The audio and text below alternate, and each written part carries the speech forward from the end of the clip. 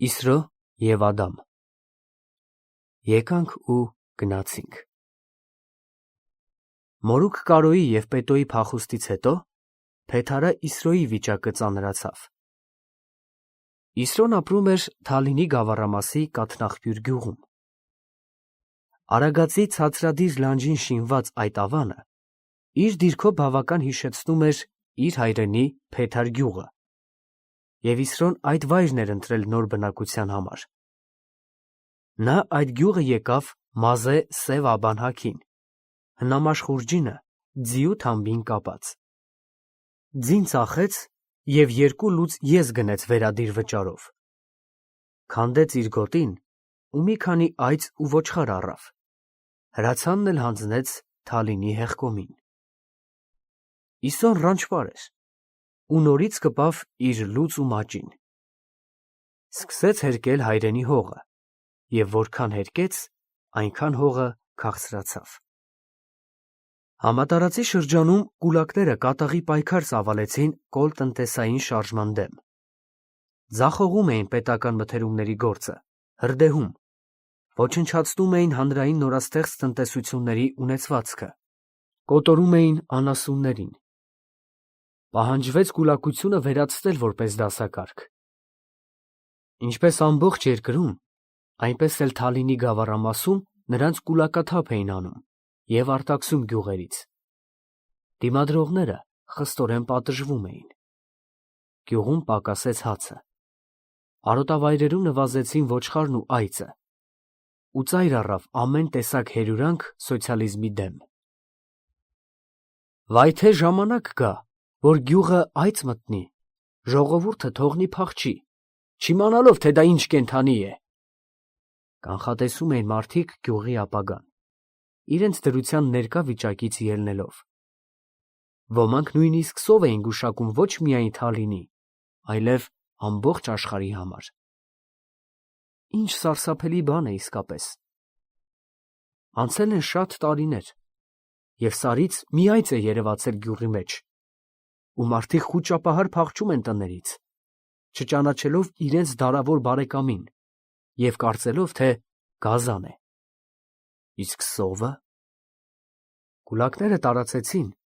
թե Կամե Գասպարը իրենց տանիքի վրա կորեկ է ցանել, իսկ դեղնած ականջներով Շմուն կերել իր մոտ պահած ուրարտական ցորենի վերջին սերմացուն։ Որ կուրավա Շմուն իսկապես կերել էր այդ սերմացուն, դա փաստ էր։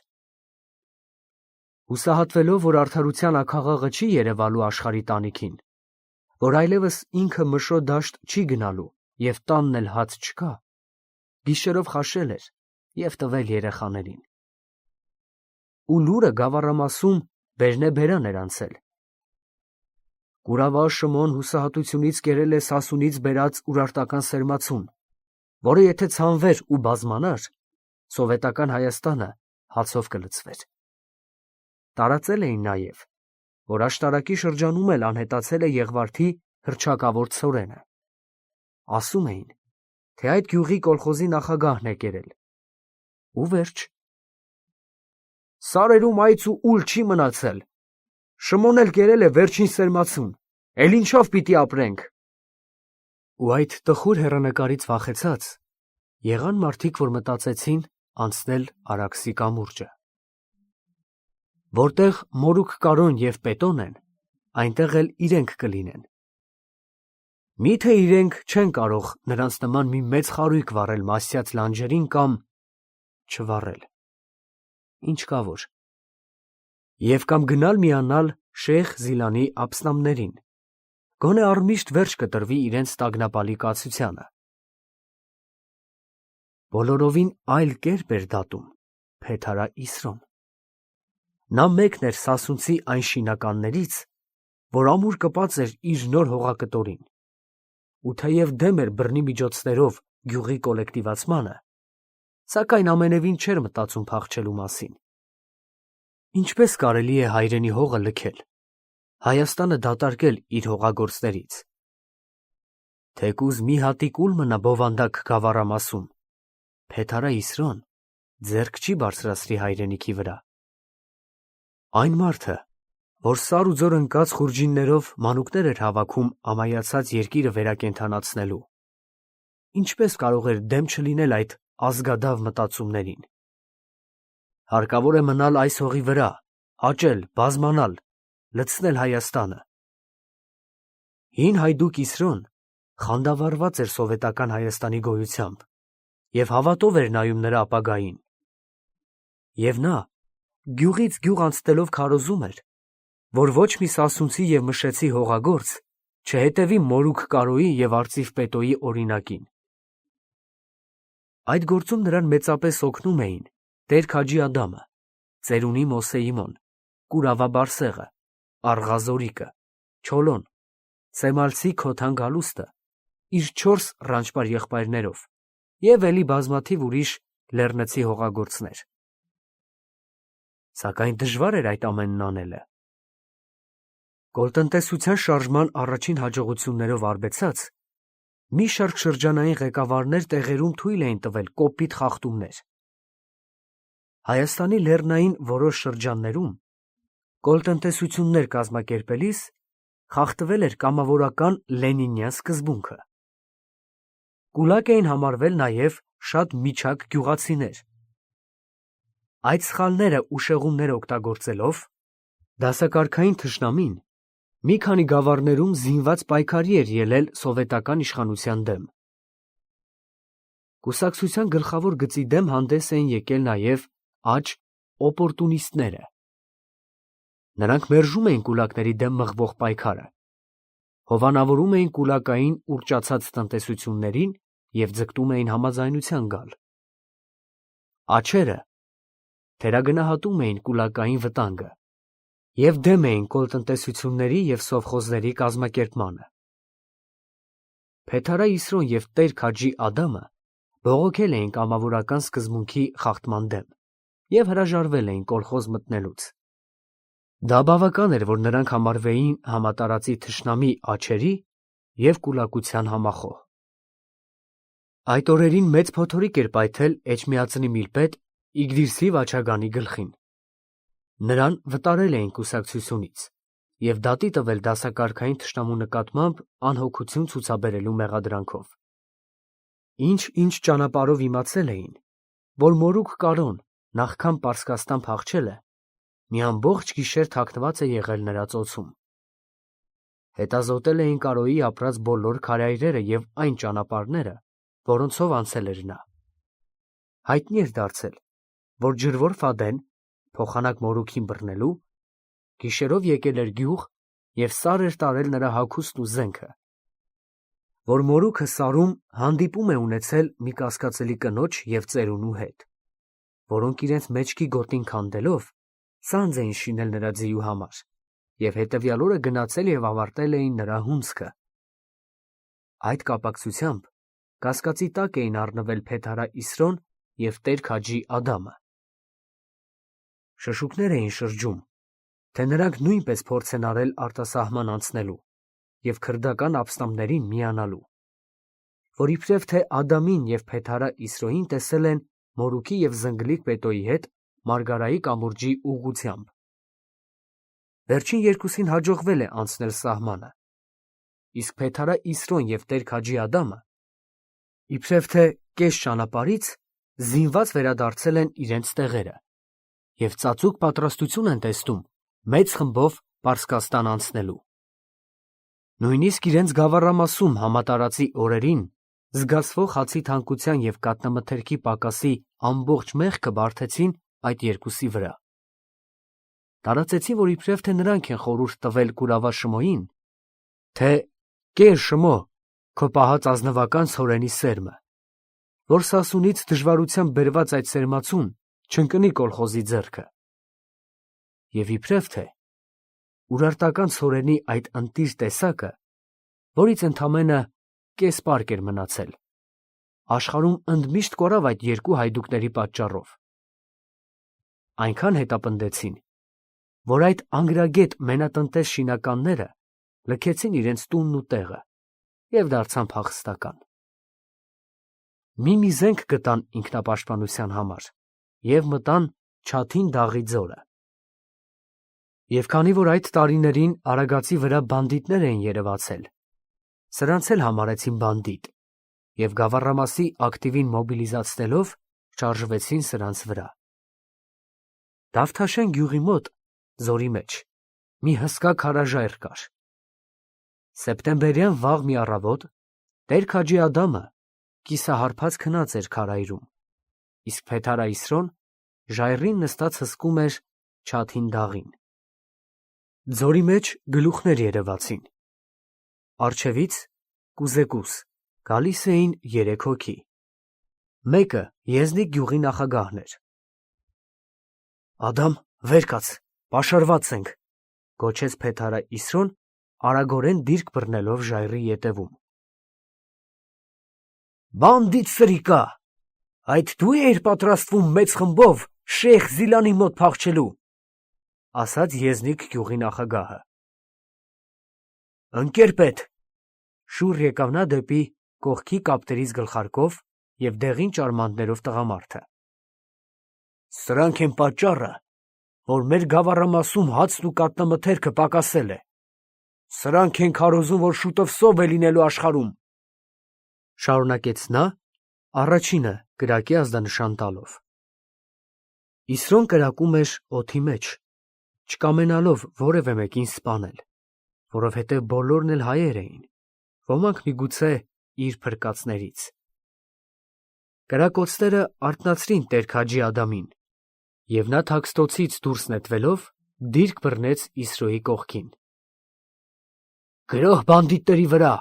մահ կոլտնտեսային կարգի թշնամիներին», հրամայեց Գավառամասի լիազորը և ձեռքով արեց, որ միահամուռ համազարկ տրվի։ Ժայռը փշուր եղավ։ Փեթարա Իսրոն փորձեց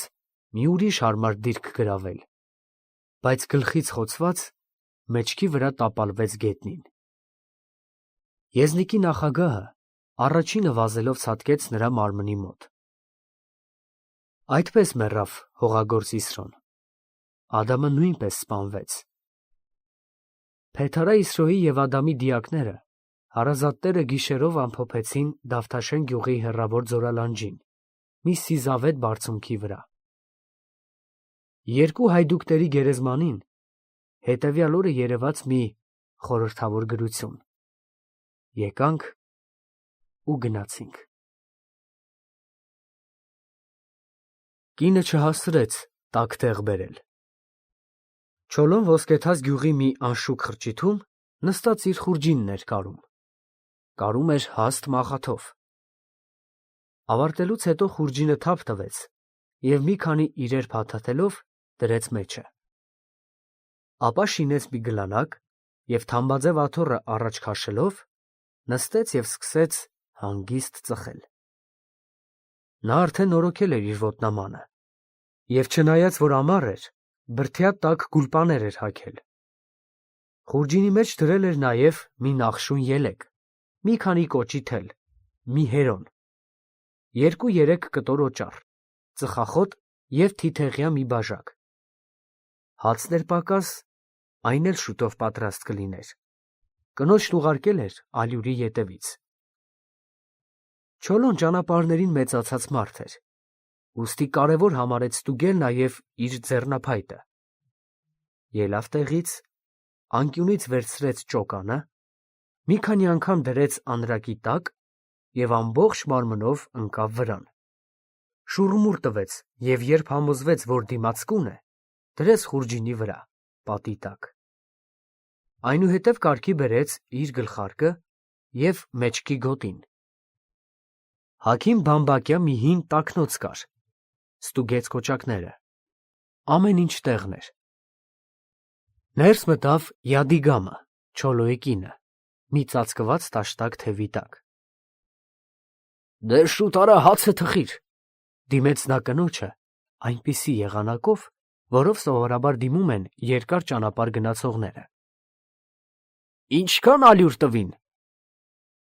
«Կոլխոզը ալյուր չունի, Բարսեղի տնից բերեցի»։ «Դե թոնիրը վառիր, մի քանի հատ էլ ձու կխաշես»։ «Ինչ է եղել, Չոլո, էս ի՞նչ պատրաստություն է», ասաց Յադիգամը տաշտակով ալյուրը իջեցնելով խուրջինի կողքին։ Յադիգամը մշեցի աղջիկ էր, որի հետ Չոլոն ամուսնացել էր Թալինի բերդը գրավելուց հետո։ 1926-ին Չոլոն 5 տարով ուղարկվել էր Տաշկենտ։ Այնտեղ նա զբաղվել էր կոշկակարությամբ, մի քանի ամիս էլ վարսավիր էր եղել։ Վերադարձից հետո դարձել էր հնակարկատ և գյուղացիների կոշիկներն էր նորոգում։ 1934-ին ընդունվեց կոլտնտեսության մեջ։ Երրորդ տարին էր, որ նրա խնամքին էր հանձնված անասունը։ Ամեն առավոտ Չոլոն եզներին քշում էր արոտ, արոտից կալ, կալից դարձյալ արոտ։ Ժամանակին կերակրում ջրում էր եզներին, մաքրում էր նրանց ախոռը և ուշ գիշերով վերադառնում տուն։ Չոլոն արդեն հարվածային եզնարածի անուն էր վաստակել և համարվում էր շրջանի լավագույն անասնապահներից մեկը։ Այնքան նվիրված աշխատող էր, որ երբեմն լուսացնում էր եզների կողքին։ Բայց ահա դրանից մի օր առաջ Չոլոին ազատել էին աշխատանքից։ Կինը այդ մասին չէր իմանում։ Պատճառը բանել էին,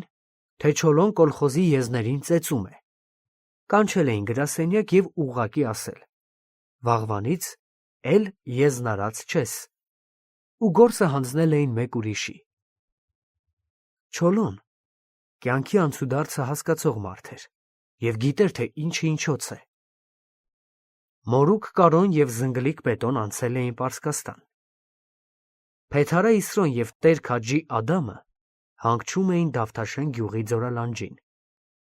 Մորուք Կարոյի կնոջը և երեխաներին արտաքսել էին գյուղից։ Օհանի որդիներից մեկին, որին Մարթան բերել էր իրենց տուն որպես տղաժառանգ, մորուքի պատճառով հանել էին դպրոցից, և նա գյուղից անհայտանալով սկսել էր ապրել ուրիշ անվան տակ։ Տագնապի մեջ էին նաև հին ֆիդայիններ Ձիապան Բարսեղը և Աղա Զորիկը։ Չոլոն զգում էր, որ իրեն կձերբակալեն, և կձերբակալեն հենց այդ գիշերը։ Ահա թե ինչու նախապես կարգի էր բերել խուրջինը և ամեն րոպե սպասում էր, թե ուր որ է կգան իր ետևից։ Չոլոն գաղտնապահ մարդ էր։ Ֆիդայական կյանքը նրան վարժեցրել էր ծածկամտության։ Այդ էր պատճառը, որ նա չէր ուզում կնոջը բան ասել, սակայն կինը զգում էր, որ Չոլոն մի կարևոր ճամփորդություն ունի կատարելու։ Մի բան մխիթարական էր, որ Չոլոն արդեն պսակել էր իր աղջկան։ Մնացել էին ինքը, Յադիգամը և փոքրիկ Սարհատը, որդին։ Թեպետ ուշ էր, բայց Յադիգամը վառեց թոնիրը։ Իրիկնադեմին հացը պատրաստ էր։ Կինը ամուստու համար թխել էր նաև մի քանի գաթա։ «Գաթաները դիր խուրջինը, իսկ ձվերը փաթաթիր լավաշի մեջ, աղը չմոռանաս»։ Յադիգամը լռելիայն կատարեց ամուստու պատվերը։ «Ուրեմն բարի ճամփա է գնալու», մտածեց կինը, և մի ուրախ շող անցավ նրա տխրամած դեմքին։ «Տանը սխտոր կա՞, հանկարծ հարցրեց Չոլոն։ «Կճարվի», ասաց կինը։ «Մի քանի պտչեղ սխտոր դիր, մի քիչ էլ տաք դեղ»։ «Սխտորն ինչի համար է», մռայլվեց կինը։ «Քեզ ասում եմ, ուրեմն դիր»։ Յադիգամը բերեց սխտորը և շտապեց տաք դեղի ետևից։ Չոլոն սխտորը թղթի մեջ փաթաթելով կոխեց տաքդոցի գրպանը։ Նա նորից վերցրեց ձեռնափայտը և շուռումուռ տվեց։ Ծայրը քիչ մաշված էր։ Մի անգամ էլ հենվեց վրան ամբողջ մարմնով, կամենալով փորձել ամրությունը, երբ դուռը բացվեց և միանգամից ներս մտան 5 զինված տղամարդ։ Չոլոն խուրջինը շալակած դուրս եկավ։ Կինը չհասցրեց տաք դեղ բերել։ Ճանապարհին իմանալով պատահածի մասին, Յադիգամը լալը հառաչ վազեց գյուղսովետի և կոլխոզի գրասենյակ, հայտնելու, թե եկել են Չոլոին տանելու, օգնության հասեք։ Գրասենյակից հուսահատ դուրս եկավ և վազեց ձիապան Բարսեղի տուն։ Այս հին հայդուկը Չոլոյի մերձավոր բարեկամն էր։ Այդ օրվա մի տաշտակ ալյուրը Յադիգամը փոխարինաբար վերցրել էր Բարսեղի տնից։ Այդ տանն էր գտնվում նաև Չոլոյի մանուկ Սարհատը։ Մինչ Յադիգամը կվերադառնար Բարսեղի և իր որդու հետ, իրենց դռան վրա մի սև ծանր կողպեք էր դրված, կնիքը վրան։ Վայ, անխիղճներ, Չոլոյիս տարան, գոնե թողնեին վերջին անգամ իր որդի Սարհատին տեսներ, ծղրտաց Յադիգամը, անզորությամբ կախվելով երկաթե փականից։ Չոլոյի վերջին օրերը։ Չոլոյին գիշերով տարան ուղիղ վերին Թալին։ Շրջկենտրոնի գրեթե բոլոր ղեկավար աշխատողները ճանաչում էին նրան։ Ոմանք ի պաշտոնե, իսկ ոմանք էլ պարզապես լսել էին, որ այդպիսի մի հին ֆիդայի է ապրում իրենց գավառամասում։ Երբ Չոլոն ներս մտավ, գավառամասի լիազորը զգաստ կանգնած էր իր գրասեղանի առաջ։ Ձախ բռունցքը գրասեղանի անկյունին սեղմած, աջ ձեռքի մատները խրած գորշ կանաչավուն վերնաշապիկի տակ։ Մազոտ բթամատը վերևից խաղացնելով պղնձյադեղին ճարմանտների հետ։ Մաուզերի կոթը ուռուցիկ գալիֆեի վրայով կախվել էր մինչև ճտավոր սապոգի ծայրը։ Հայացքը խիստ էր, հոնքերի թուղթը շատ։ Կապտերից գլխարկը, պսպղուն ուսադիրները և կաշվե լայնեզր գոտու վրայով կրծքի և մեջքի կողմից թեքությամբ իջնող փոկերը ավելի դաժան երևույթ էին տալիս նրա պաշտոնական կեցվածքին։ Խեր լինի, ես գիշերով ինչու էիր այդքան զորք ուղարկել իմ ետևից, հեռախոսով կանչեիր, կգայի, բրաո, ասաց Չոլոն,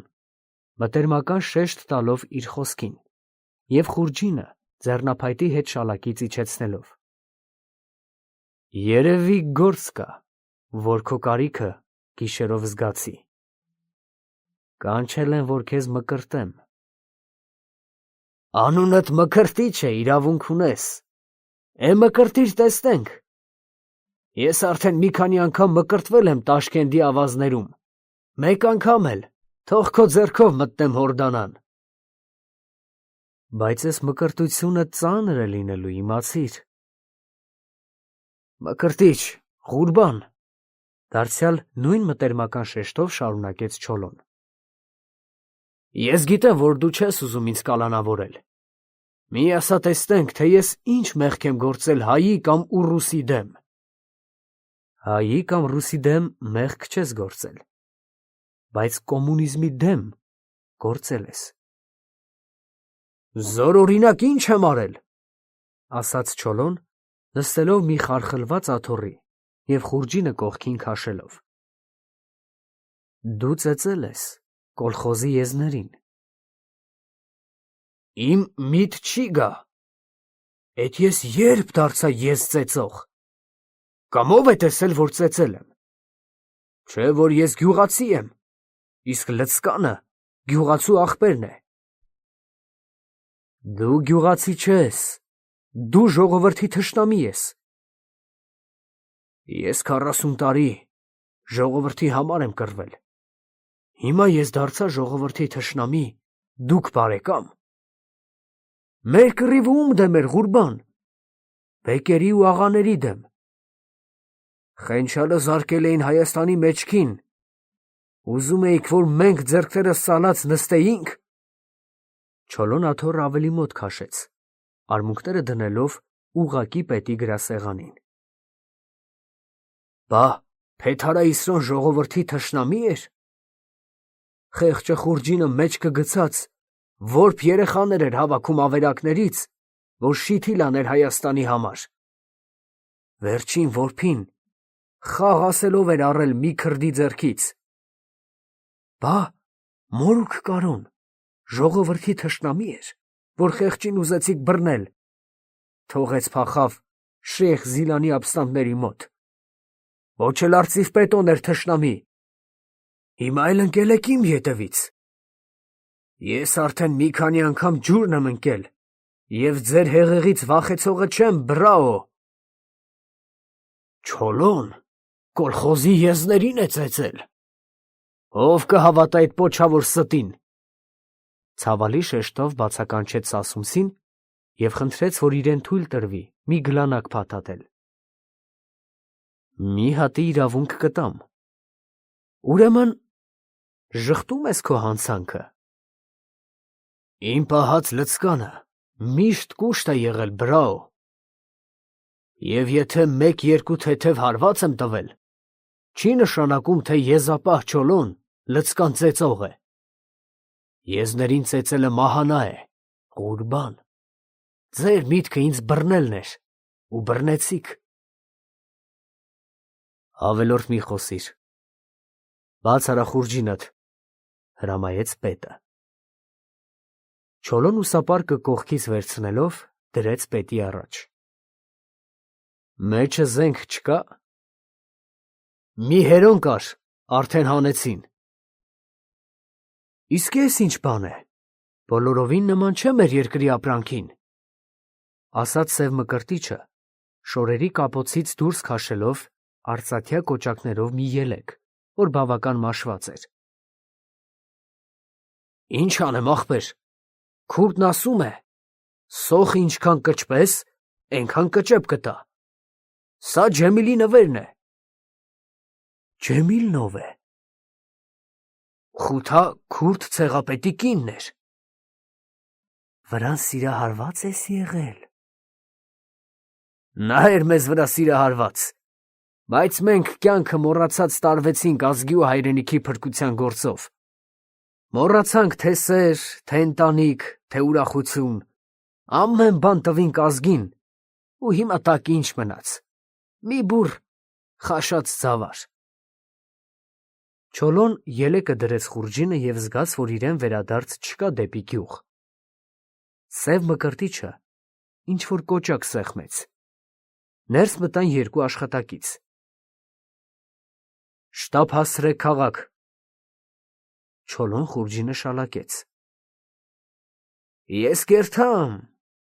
բայց աշխարհը էսպես չի մնա, Ղուրբան, ասաց նա շեմքից ետ դառնալով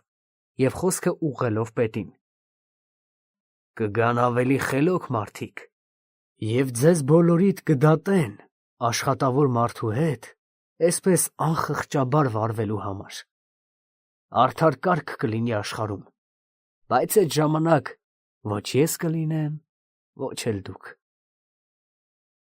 Չոլոին Երևան տարան փակ ավտոյով, հետը դնելով 3 զինված հսկիչ։ Ճանապարհի խորթուբորթից և պտույտներից Չոլոն զգում էր, թե որտեղ հասան։ Անցան կաթնաղբյուրը։ Ահա և ավտոն թեքվելով իջավ Դավթաշենի ձորը։ Այդ ձորից վերևը մի մենավոր գերեզման կար։ Չոլոն նստած տեղը աղ քաշեց։ Ինչու աղ քաշեցիր, սաստեց հսկիչներից մեկը, անցքից ներս նայելով։ Իմ աղ քաշելը ձեզ դարդ եղավ։ Դուք կարող եք ծիծաղել, նկատեց Չոլոն և հուզմունքից բեղի ծայրը այնպես բարակ ոլորեց, որ կարող էր անցնել ասեղի ծակով։ Ներքևում մնաց աշնակը, վերևում ներքին բազմաբերդը։ Չոլոն հսկիչների խոսակցությունից զգաց, որ Թալինը մոտ է, որովհետև նրանք սկսեցին խոսել Թալինի վանքը քանդելու մասին։ Երկուսը պնդում էին, թե պետք է քանդել, իսկ երրորդը խոհեմաբար դիմադրում էր։ Դեռևս պատանի հասակում, շատ սասունցի տղաների և աղջիկների նման, Չոլոն էլ պահոցի վերջին օրվա փոխինձի ճաշից մի պատառ տարել ու դրել էր իրենց տանիքին և հեռվից հսկել, թե թռչունը այն կծցելիս որ կողմի վրա է թռչելու։ Որ ուղղությամբ թռչեր, իր բախտն էլ այդ ուղղությամբ կերթար։ Եկավ մի հավք և Չոլոյի փոխինձը տանիքից կծցելով թռավ դեպի հարավակողմ։ Եվ Չոլոն ամբողջ ժամանակ հավատացած էր, թե իր բախտը հարավից պիտի գար։ Խեղճ Չոլո։ Թռչունը կծեց ու թռավ։ Տարիները գնացին, ու տակը մնաց մի փլված մատուռ։ Ձախ թևի ուղղությամբ մնացին Կաքավաձորը և Պարտիզակը, իսկ նրանից վերև Սարալանջին, Լեռնարոտը և Պետոյի գյուղը։ Պարտիզակը Չոլոյին հիշեցրեց Գեղաշենի ռես Ավեին, որովհետև այդ գյուղում էր ապրում կոլխոզնիկ Վարդանը։ Դա այն մանուկն էր, որ պատանցքի մեջ թաքնվելով և ոտքից հարված ստանալով,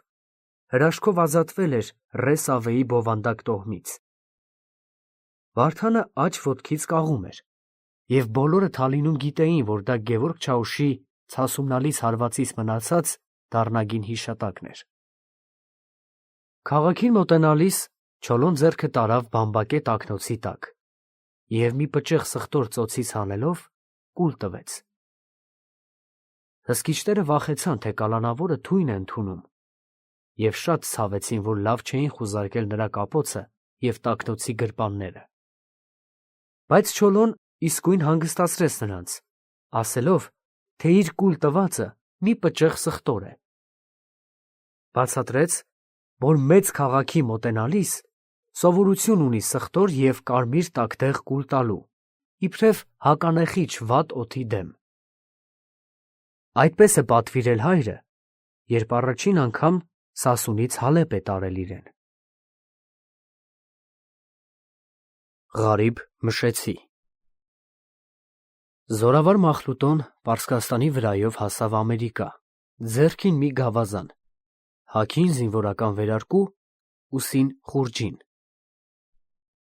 Շատ հարուստ հայեր և հյուրանոցատերեր իրենց դռները բաց արին նրա առաջ, բայց նա մերժեց թե հարուստ տները և թե շքեղ ապարանքները։ Լսել էր, որ Ֆրեզնո քաղաքի հեռավոր արվարձաններից մեկում, մի անշուք ճանապարհի վրա, տարոնցի իր հայրենակիցներից մեկը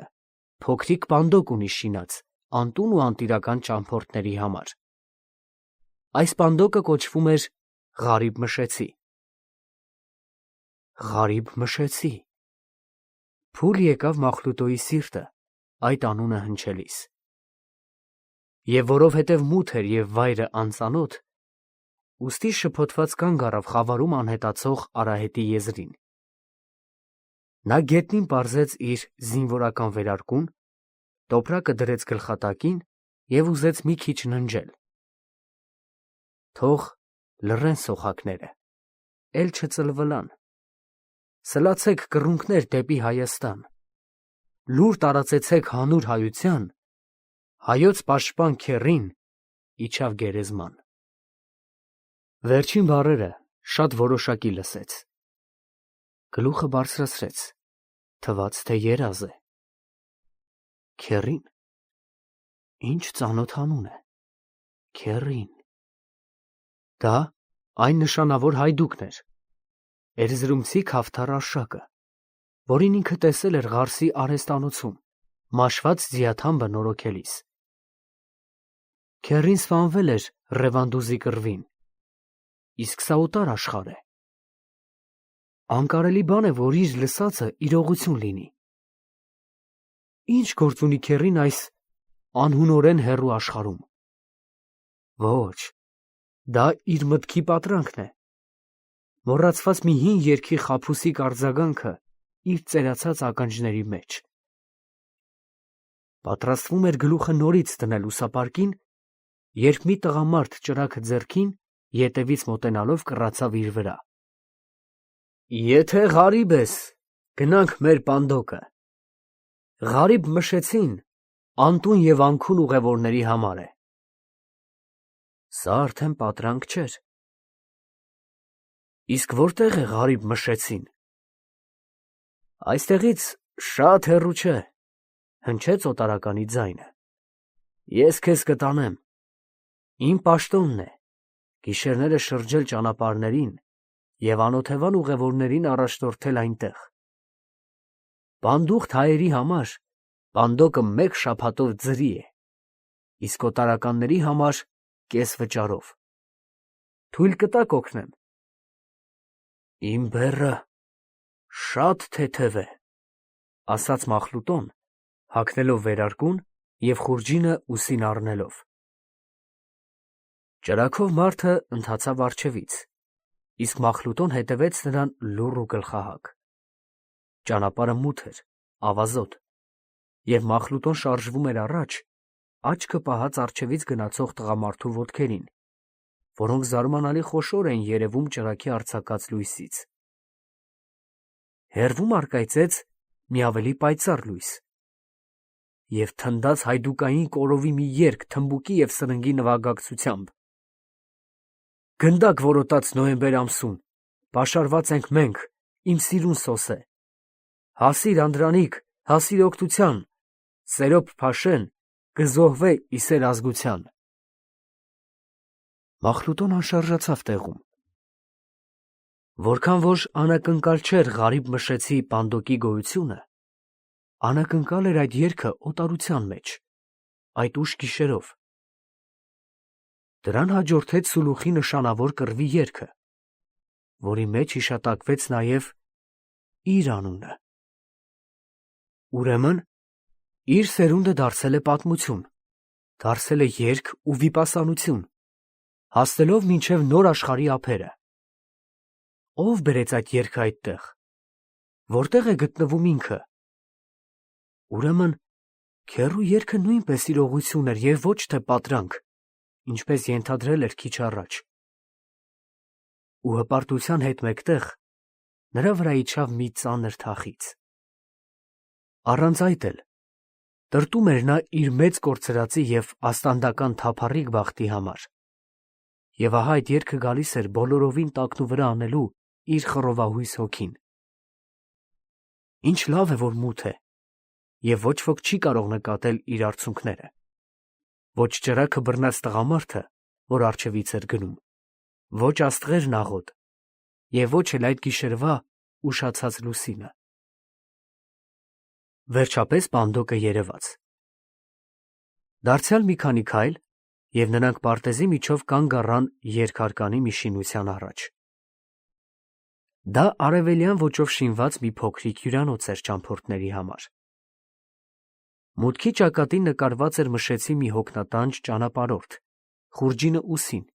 գդակը թևի տակ, որ գավազանի կեռ ծայրով կիսամութի մեջ բախում էր իջևանի դուռը, մի տեղ ունենալու ակնկալությամբ։ Տակը կենդանագիր մեծ տառերով գրված էր. Ղարիբ Մշեցի։ Ինչպիսի հարազատություն կյանքին։ Որքան նման է իր վիճակը ցուցանակում պատկերված ուղևորի վիճակին։ Գիշեր էր, և ինքն էլ եկել էր բախելու այդ անծանոթ իջևանի դուռը մի տեղ ունենալու ակնկալությամբ։ Ինքն էլ Մշեցի էր, և իր ուսին էլ կար ճամփորդական մի խուրջին։ Թավ, ոլորուն բեղերով մի տղամարդ ներսից բացեց դուռը և ձեռքով ցույց տվեց դեպի աջ։ Նախ մտավ Մախլուտոն, ապա իր առաջնորդը ճրագը ձեռքին, որը նա մարեց շեմքին, հենց որ խավարը վերջացավ։ Միջանցքում երևաց Պանդոկի տնօրենը, կոկիկ հագնված շիկահեր մի այր, բարի արտահայտիչ աչքերով։ Հոնքերը և երկար թարթիչները այնքան երկար էին, որ հիշեցնում էին մետաքսաթելի նրբին հյուսվածք։ Էլ ուրիշ ճամփորդ չմնաց դրսում, հարցրեց նա, մտահոգությամբ դիմելով իր սպասավորին։ Էսպեկտր, պարոն Լևոն, ուրիշ ճամփորդ չգտա։ Կթուն մայրիկի մեղքը քո վիզը, ասաց տնօրենը և արագ շարժվեց դեպի անծանոթ եկվորը։ Լևոն, Մամիկոն, միաժամանակ բացականչեցին Նորեկն ու Պանդոկի տնօրենը և փարվեցին իրար։ Երկար ժամանակ այդպես գրկված մնացին։ Ուրիշ ինչ կերպ կարող են զգալ երկու դասընկեր իրար հանդիպելիս 30 տարվա բաժանումից հետո։ Լևոնը կոփա աղբյուր շինող Աղաջանի տղան էր, որ Սուրբ Մարինեի վարժարանում նստում էր Մախլուտոյի կողքին, վերջին նստարանի վրա։ Սակայն մի օր նա կիսատ թողեց ուսումը և քաղաքից անհետացավ։ Հետագայում տեղեկություն ստացվեց, որ գնացել է Ամերիկա։ Այդ փախուստը կատարվել էր պատմության ուսուցիչ պարոն Սենեքերիմի ապտակից հետո։ Շան լակոտ, դու ինչու օսմաներեն ավելի լավ ես կարդում, քան հայերեն, ասել էր պարոն Սենեքերիմը և մի ապտակ դրոշմել նրա ականջներին։ Այդ ապտակից հետո կոփեցի Լևոնը այլևս չերևաց Մուշ քաղաքում։ Ես Ամերիկա հասա 1892 թվականի աշնանը, ասաց կոփեցի Լևոնը, Մախրուտոյին վերև տանելով և նստեցնելով իր դիմաց ծաղկավոր բազմոցին։ Ոտքս բոբիկ էր և ձեռքս դատարկ։ Առաջին հայը, որ գաղթել էր Ամերիկա 1618 թվականին, եղել էր Ջոն Մարտին անունով մի զինվորական։ Նա հրավիրվել էր մի ամերիկացու կողմից իրենց երկրում ծխախոտագործություն զարգացնելու։ Մի քիչ ավելի ուշ, 1653 թվականին, Վիրջինիա նահանգի կառավարչի հրամանով Ամերիկա էին գնացել երկու պոլսահայ շերամապահներ, տնկելով առաջին թթենիները այդ նահանգում և պատրաստելով առաջին մետաքսը։ Այդ մետաքսից նրանք մի դրոշակ էին հյուսել և նվեր ուղարկել Էջմիածին։ Ավելի ուշ մի հայ գյուտարար Խաչատուր Սերոբյան ստեղծել էր դոլարի տպագրության կանաչ ներկը, ընդմիշտ վերջ տալով ամերիկյան թղթադրամի կեղծումներին։ Բայց ես ոչ ծխախոտագործ էի, ոչ մետաքս մշակող և ոչ էլ կանաչ ներկի գյուտարար։ Ուժեղ ձեռքերով մի տղա էի, որ կարող էր միայն սևագործությամբ զբաղվել։ Առաջին տարին մշակություն արի սրա նրա մոտ։ Հետևյալ գարնանը վարձվեցի Կալիֆոռնիայի այգիներից մեկում, որտեղ շատ բանվորներ էին աշխատում։ Վերակացուն մի հարուստ տեղաբնակ էր։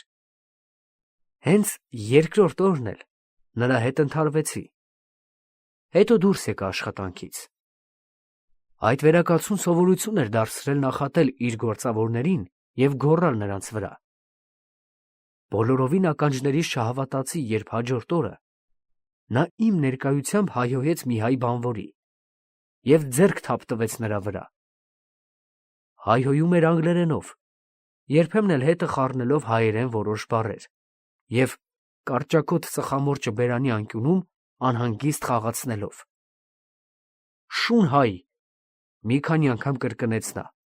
վրան կուտակելով նորանոր արտահայտություններ իմ մայրենի լեզվով։ Ես թողեցի գործը և մոտենալով վերակացուին, ասացի. «Մյուս անգամ չլսեմ այդ խոսքը»։ «Իսկ ի՞նչ կլինի, եթե լսես», հոխորտաց նա, ծխամորճի ծուխը փչելով իմ երեսին։ «Ահա թե ինչ կլինի։ Մենք քեզ սովորեցրինք ծխախոտ մշակել, թթի ծառեր տնկել, խաղող ուտել, անխարդախ ներկով փրկել ձեր թղթադրամը, և դու, քո պապերի անարժան որդի, համարձակվում ես այդ ձևով վարվել մեզ հետ», ասացի ես և մոտենալով կռուփի մի ուժեղ հարված իջեցրի կալվածատիրոջ կզակին։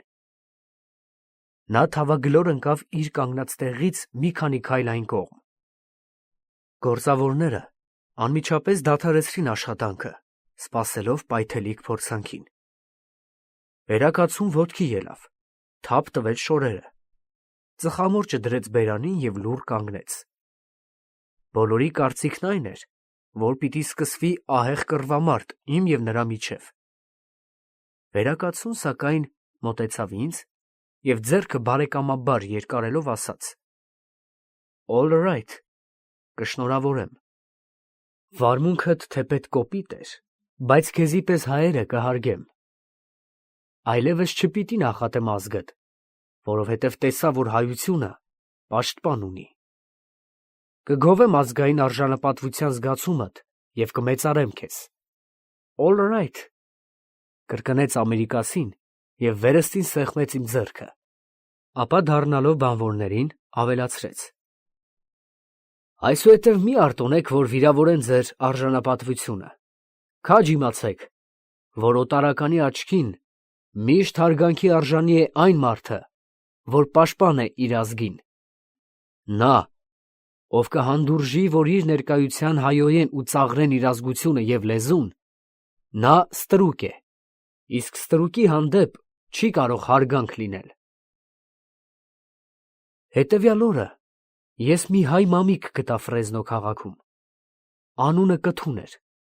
կարսեցի կին էր, իր ամուսնու հետ երկար տարիներ ապրած Նորվեգիայում և 1890 թվականին տեղափոխված Ամերիկա։ Ամուսնու մահից հետո խեղճ կինը մնացել էր անօգնական։ Մի օր ինձ ասաց. «Լևոն, տղաս, օտարության մեջ մենակ ապրելը դժվար է։ Ես քեզ մայր, դու ինձ որդի։ Եկ ձեռք ձեռքի տանք ու միասին հոգանք մեր ապրուստը։ Էս քաղաքում մարդիկ չգիտեն, թե ինչ բան է մածունը։ Ես մածուն կմերեմ, իսկ դու տարծախիր»։ Մամիկի ասածը նստեց խելքիս։ Առաջին օրը Կթուն մայրիկը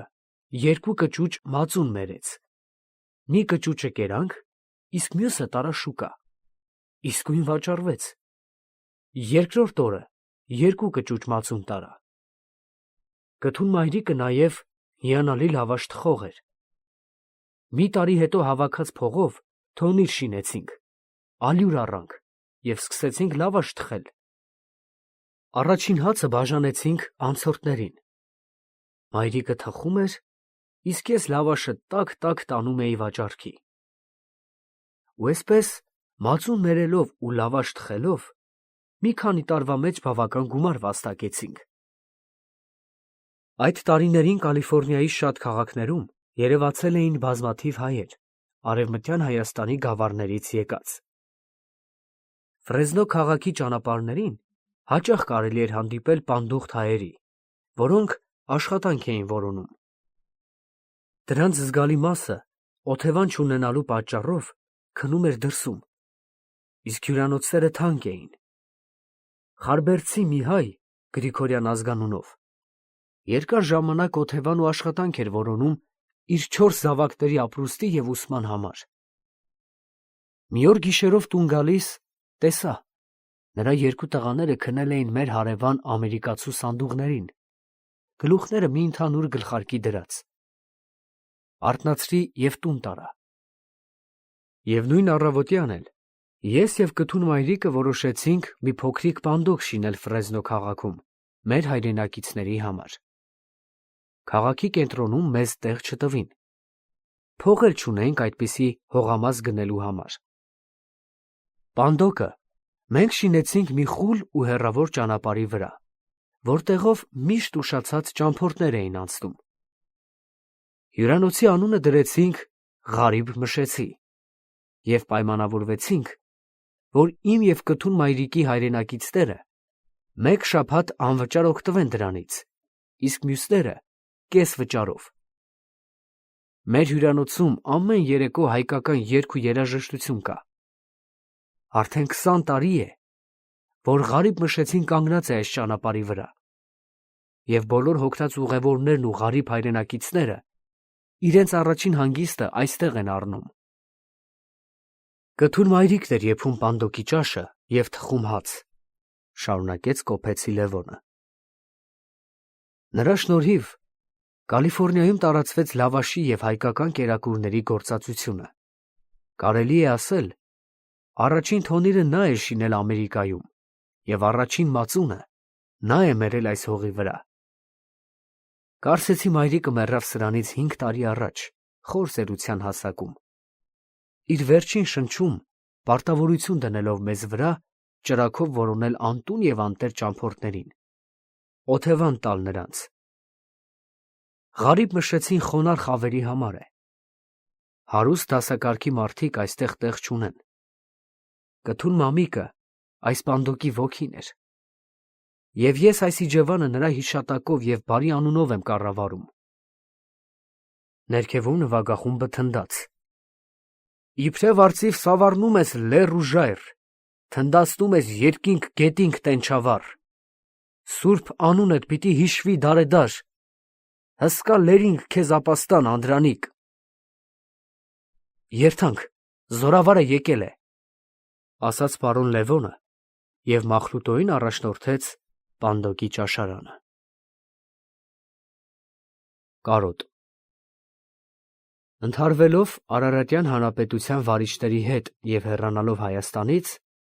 Շապինանդը բնակություն էր հաստատել Կալիֆոռնիայի Ֆրեզնո քաղաքում։ Նա իր տան ներքնահարկը վերածել էր հյուրանոցի, պատին կախված էին իր սուրը, Մոսինի հրացանը և զինվորական վերարկուն։ Այնտեղ էր պահում նաև իր ձին, որ Ամերիկա էր բերել շոգենավ դրած։ Այդ զենքերը, զինվորական վերարկուն, մոխրագույն փափախը, սև սապոգները և մի ասլան նժույգ։ Այս եղավ նրա անձնական ողջ հարստությունը ամբողջ կյանքի ընթացքում։ Այլևս իր գործը զենքի հետ չէր։ Պարապ ժամերին Շապինանդը իր հյուրանոցում փոքրիկ աթոռներ էր շինում, և շատ մարդիկ ամերիկյան ոճավոր բազկաթոռները մերժելով, նրա շինած թամբաձև հասարակ քուրսիներն էին տանում տները, ոմանք գործածության, ոմանք էլ պարզապես հիշատակի համար։ Ո՞վ է շինել։ Զորավար Անդրանիկը։ Հատմալ ես վերցնեմ, ասում էին իրար և շտապում դեպի Շապինանդի արհեստանոցը։ Այդ աթոռներից մի քանիսը հասել էին մինչև Նոր Զելանդիա և Ավստրալիա։ Մի օր բոլորովին անսպասելի վայրէջք կատարեց Խարզո անունով մի երևելի հայ գորգագործ։ Մելքոն վարժապետի աշակերտ Յամ Արաթուկն էր, Սաստո Բսանած գավառակի Ջրտնիկ գյուղից։ Լսել էր զորավարի աթոռների մասին և Մանչեսթերից ինքնաթիռով շտապել էր Ֆրեզնո։ Յամ Արաթուկ Խարզոն Մշո Սուրբ Մարինե դպրոցը ավարտելուց հետո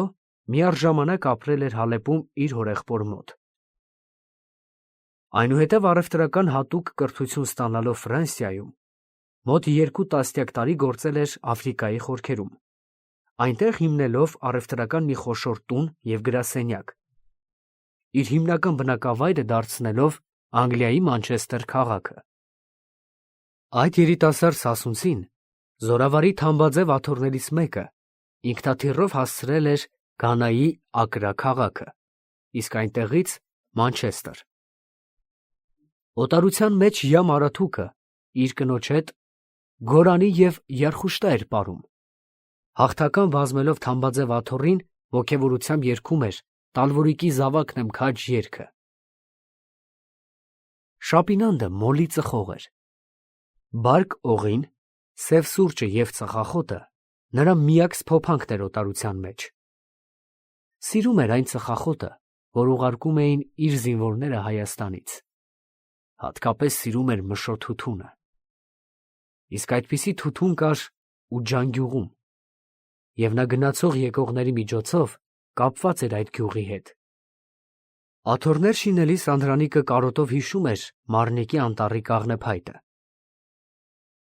Հատակին թափվող օղակաձև սպիտակ տաշեղները նրա միտքը ուղղում էին դեպի Սուրբ Կարապետի պուրակները։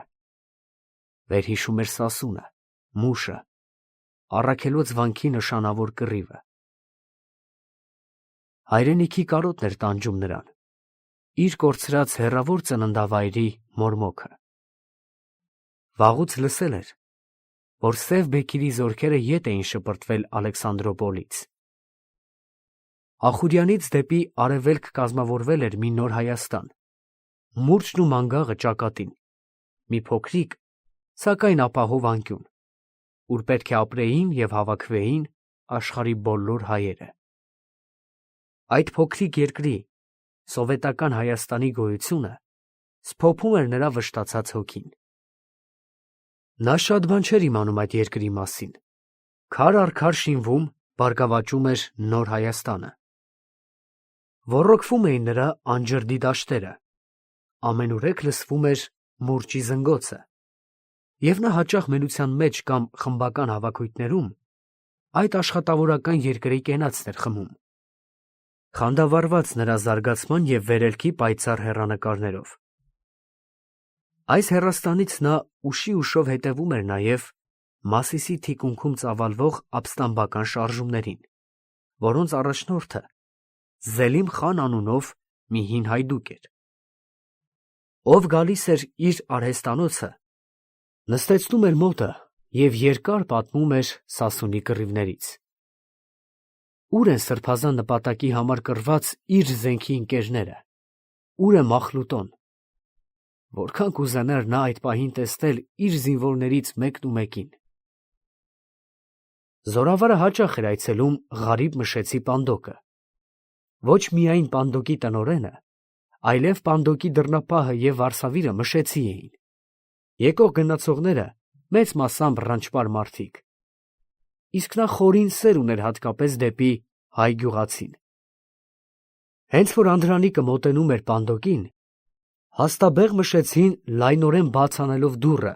և հարգալից խոնարհվելով գոռում էր. «Համեցեք, զորավար»։ Իսկ Վանի ալյուր գյուղացի գլխավոր խոհարարը հապճեպով խորովածի շամփուրներն էր դասավորում կրակին։ Ու թնդում էր նվագը ղարաբաղցիների, և երգում էր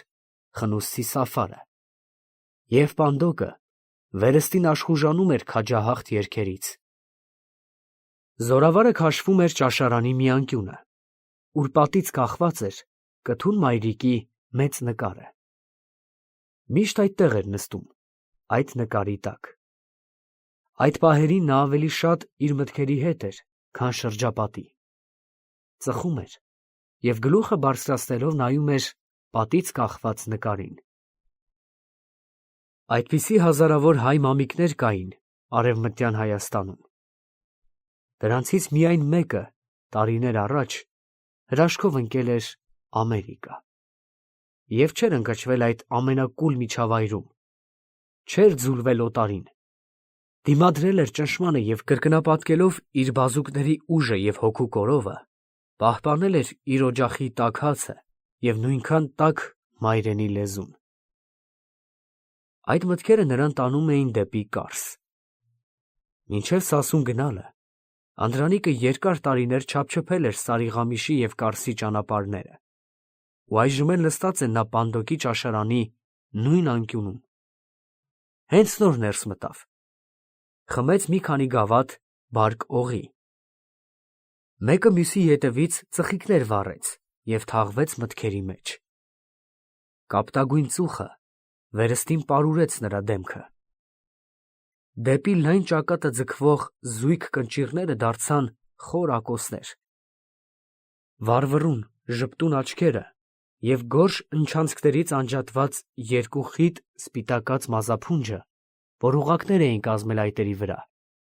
կորան երազային մշուշում։ Գլուխը ճերմակած էր։ Հիշեց, թե ինչպես առաջին անգամ պոլիս գնալիս ճանապարհին կուլ տվեց վտանգավոր թուղթը։ Հրշեջ է պոլսում, որտեղ ծուխ, կրակ, իրարանցում ու աղետ կա, ինքը այնտեղ է։ Ահա վազում է հրշեջների հետևից։ Հասավ հրդեհի վայրը, համարձակ նետվեց ծուխ ու բոցի մեջ։ Տունը փուլ եկավ, ինքը մնաց տակը և գրեթե կիսամեռ իրեն դուրս նետեց բոցերի միջից։ Դարձավ բեռնակիր։ Սեբաստացի Մուրադի հետ բեռներ է կրում։ Դոլմաբախչայում կառուցվող զինապահեստերը հիշեց, ուր ինքը ծառայության մտավ որպես ատաղծագործ, և թե ինչպես Ցախավելը պահակի աչքը կոխելով և նրա զենքը վերցնելով փախավ Կարսի բանտից։ Սերոպ աղբյուրը 1895-ին Սարիղամիշում տրեխտեր կարեց իր համար և հագցրեց իր ոտքը, որ միասին գնան Սասուն։ Ու գնացին։ Այն ժամանակ ինքը դեռ բոլորովին երիտասարդ էր։ Ճանապարհին արտերի միջից իր դեմ մի աղվես ելավ։ Սերոպն ասաց. «Լավ նշան չէ»։ Հիշեց Գելի գյուղը, ձորի մեջ, Անդոկ լեռան ստորոտում։ Հիշեց Տեր-Քաջի տունը։ Մտքերը նրան տարան Ղարիբշան, Տաղվրնիք, ուր ինքը հրացանի կոթեր էր նորոգում, գոմի մութ անկյունում նստած։ Մեկ առ մեկ հիշեց այն բոլոր ձորերը, որոնց տաք ավազներին ինքը պառկել էր անօգնական, մենակ։ Հիշեց իր գիշերային զրույցները իմաստուն ծերունի Գյալշո մանուկի հետ։ Հիշեց, թե ինչպես ալյանցիկ եւ շենիկցիները իրեն զինաթափեցին, եւ ինքը իր 7 հայդուկների հետ փախավ Սեմալ։ Պայթող աղբյուրի փոթորկալի ժողովը հիշեց եւ տալվորիկցիների գրոհը իր վրա։ Ինքը դիտավորությամբ գրգռեց նրանց, որ որոշի իր հենարանը Սասունում։ Գևորգ Չաուշի հետ նստած է Մոսե Իմոյի պատի տակ, եւ հլողինքի ռեսը իր տոհմիկ խրթին բարբառով հարց է տալիս իրեն կրթանի եւ սև օձի մասին։ Դուք իմալ պիտի սպանեք վիշապոցին, որ ոչ կրթանին վնասեղնի, ոչ ձագերին։ Այդ տարիներին ինքը խնդում էր ռեսի վրա, բայց ինչպես կյանքը ապագայում ճշգրտեց այդ պարզամիտ շինականի խոսքը։ Իրենք զարկեցին սև օձին եւ մեջտեղ կրթանը գնաց իր ձագերով։ Այդ ձագերից մեկը եղավ Արիասիրտ քարայրը, որ առաջինը զոհ գնաց Ծովասարի եւ Անդոկի կռիվներին։ Ահա նրա մերկ դիակը ձյուների մեջ ընկած, խոցոտված զենքերից ու փամփուշտներից։ Հանկարծ մշուշի պես եկավ եւ իր աչքերի առաջ կանգնեց Խաչենի դումանը։ Ձեռքը տարավ դեպի ճակատը եւ այդ շամանդաղը ցնդեց։ Ափսոս, որ այդ հին ֆիդային կենդանի չմնաց, որ մեզ ղեկավարեր կամավորական շարժումների ընթացքին, հառաչեց նա։ Հիշեց Դիլմանի կիրճը, Խլաթ, Դատվան, Պաղեշ, Մարսի անտառը հիշեց։ Իր հրամանով զորքը վրան զարկեց հաստաբուն կաղնիների տակ։ Բոլորովին անսպասելի իր դիմաց կանգնեց դրոն, կարծես Մարսի անտառից ելավ։ Հիշեց, թե ինչպես նրա հետ ընդհարվելով իր զորամասով մտավ Էջմիածին եւ մայր տաճարի պատերի տակ ավարտեց իր ռազմական ուղին։ Այդտեղ վերջացան իր պատերազմները։ Այդտեղից իր հեծյալները ցրվեցին ամեն մեկը մի ուղղությամբ։ Որտեղ են այժմ պայթող աղբյուրի այդ հրեղեն ռազմիկները։ Մի կումով դատարկեց բարկ օղու գավաթը եւ նորից գլուխը ծանրորեն իջավ ձեռքերի վրա։ Ձեռքերն էլ սեղանին։ Ինչ եղան իսկապես իր հայդուկ զինվորները։ Նրանցից մի քանիսը իր հետ հասան մինչև Ամերիկա։ Մեկը խոհարար դարձավ Պանդոկում, երկրորդը նպարեղենի խանութ բաց արեց Ֆրեզնոյում, ոմանք էլ մեռան։ Մանասկերտի իր կամավորներից մեկը տուն դրեց Վաշինգտոնում, Սևանի Լճաշեն գյուղից բերած գեղեցկուհի Վարդանուշի հետ։ Իսկ ինչ եղան այն զինվորները, որոնք մնացին Հայաստանում։ Առաջին տարիներին մեկ-երկուսը նրանցից երբեմն ծխախոտ էին ուղարկում իրեն Կալիֆոռնիա եկողների հետ։ Վերջում այդ կապն էլ խզվեց։ Ինչ եղավ օրինակ Խոտորջուրցի հիստապետ Թորգոմը, որի ձիու պայտը կորավ Տաթևի կիրճում։ Հարությունն ինչ եղավ, որին ինքը Էջմիածնի հիվանդանոցում հրաժեշտ տվեց։ Լսել էր, որ Հայաստանում մնացած իր զինվորներից մեկը խելագարվել էր։ Դա ցից բեղերով հռչակավոր կայծակ Անդրեասն էր։ Մեկը իր այն 7 զինվորներից, որ իր հետ շենիքից փախել էին դեպի Սեմալ։ Անդրեասին նա լորվա սարերից սուրհանդակ էր ուղարկել Թալին, շտապ վերադարձի պայմանով, եւ այնուհետև այլևս չտեսավ նրան։ Շապինանդի միակ մխիթարությունը իր փոքրիկ արհեստանոցն էր եւ իր տան պարտեզը։ Չլիներ այդ զբաղմունքը եւ չլիներ Ղարիբ Մշեցի Պանդոկը, նա էլ կարող էր խելագարվել իր զինվորի նման։ Եվ խելագարվելու պատճառները շատ էին։ Այդքան արյուն թափել, այդքան հայ եւ ռուս զինվոր եւ դոնի կազակ պառկեցնել Արևմտյան Հայաստանի դաշտերում, եւ հաղթանակի արշալույսին այդ ամբողջ երկիրը նորից տեսնել թշնամու կրունկի տակ, եւ այն էլ վերադիր վճարով։ Այդ վշտից ոչ թե մի մարդ, այլ մի ամբողջ ժողովուրդ կարող է խելագարվել։ Որքան ճիգ գործադրեց ինքը այդ տարիներին հայ գործիչներին համոզելու, հավատ չընծայել երիտասարդ թուրքերին, մանավանդ Օսմանյան սահմանադրությունից հետո։ Դրանցից ոչ մեկուն չեմ կռնար հավատալ, եթե անիկա, երկինքեն իսկ իջածըլլա,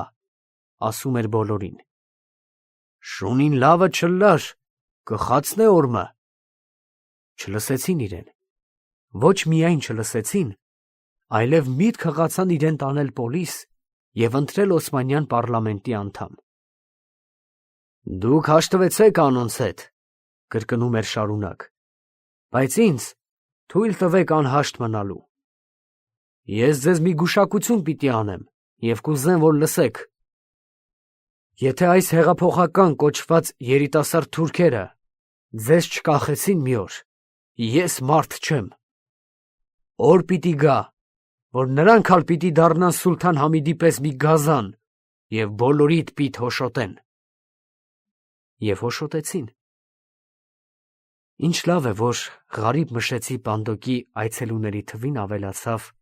զորավար Մախրուտոն, իր զենքի և գաղափարի մարտական ընկերը։ Այժմ ինքը բոլորովին մենակ չէ։ Անդրանիկը սթափվեց իր մտքերից, և երկու հայդուկապետներ իրար գրկած գավաթ բարձրացրին, խմելով հեռավոր Հայաստանի կենացը։ Նրանց գլխավերևում կանգնած էր պարոն Լևոնը, իսկ ավելի վերևում, պատի վրա, կթուն մայրիկի լուսանկարն էր։